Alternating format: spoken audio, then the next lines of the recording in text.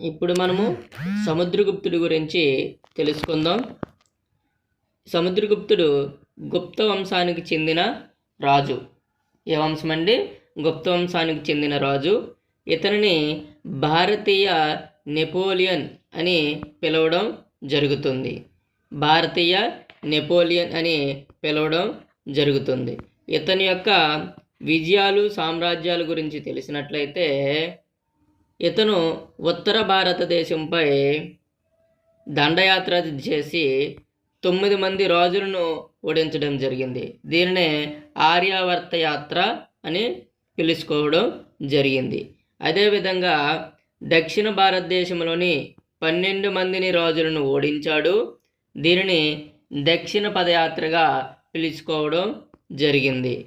Next one చూసినట్లయితే, ఇతని యొక్క విజయాలను గురించి తెలిపే శాసనం ఏమిటంటే అలహాబాద్ స్తంభ శాసనం.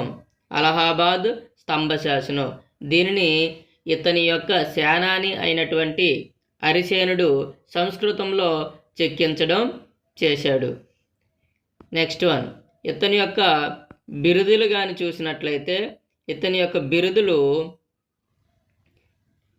బిరుదులు కవిరాజు, అశ్వమేధ పరాక్రమ, లిచ్చవి దౌహిత్ర.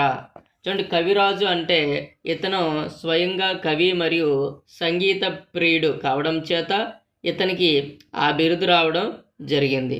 నెక్స్ట్ వన్, అశ్వమేధ పరాక్రమ. అనేక యుద్ధాలలో విజయం సాధించిన తరువాత అశ్వమేధ యాగం నిర్వహించినందుకు ఈ బిరుదు వచ్చింది. తర్వాత లిచ్చవి దౌహిత్ర. ఇతని యొక్క తల్లి ఎవరండి? సముద్రగుప్తుడి యొక్క తల్లి లిచ్చవి వంశానికి చెందిన యువరాణి కావడంతో ఈ పేరుతో పిలుచుకోవడానికి ఈయన స్వయంగా ఇష్టపడేవాడు. నెక్స్ట్ వన్ చూసినట్లయితే,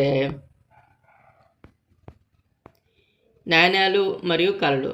ఇతను జారీ చేసిన బంగారు నాణ్యాలు ఆయన వ్యక్తిత్వాన్ని ప్రతిబింబిస్తాయి.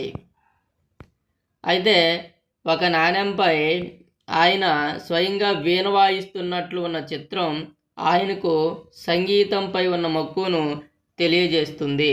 ఇతను స్వయంగా వీణను వాయించేవాడు అని చెప్పవచ్చు. అదేవిధంగా ఈయన కాలంలో వైష్ణవ మతం అనేది వర్ధిల్లింది. వైష్ణవ మతం అనేది వర్ధిల్లడం జరిగింది.